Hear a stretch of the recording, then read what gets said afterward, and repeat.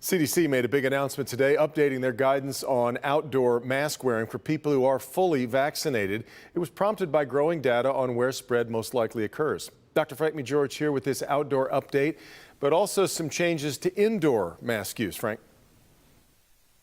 Yeah, Devin, so the update on outdoor masks can be broadly summarized. If you are vaccinated, you do not need to wear a mask outdoors unless you are in a crowded area like a concert or sporting event. But the safety of being vaccinated also extends to indoor activities. If you are fully vaccinated, things are much safer for you than those who are not yet fully vaccinated.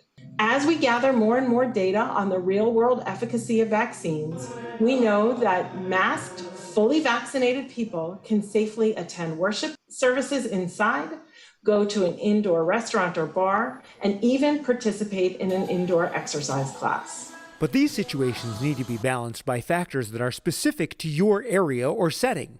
If there is a moderate, substantial, or high level of community transmission, even masked indoor activities may not be safe. Masks are still essential in settings with a high percentage of unvaccinated people, including children, or when more people at risk of severe COVID-19 disease are present. Poor ventilation and more time indoors also increase risk.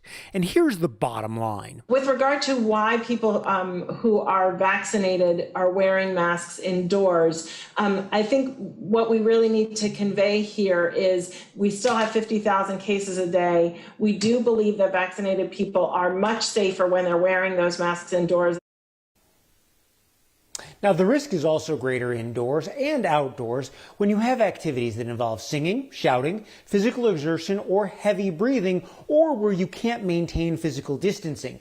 The real takeaway message is masks will still be important in higher risk situations for everyone until more people are vaccinated overall. Frank, where's the frustration level with ER doctors like yourself when it comes to this slowdown, though, that we're watching in vaccines? Well, it's actually pretty high. You know, we want more people to get vaccinated, and as soon as possible. Honestly, this weekend, I still saw loads of people in my emergency department who are very sick from this virus. And many are now people who could have been vaccinated and frankly avoided this illness altogether. Yeah. It's just really frustrating. But I'm really hoping more people will just come around and get the vaccine. Just hate seeing this developing gap between supply and demand right now. All right, Frank.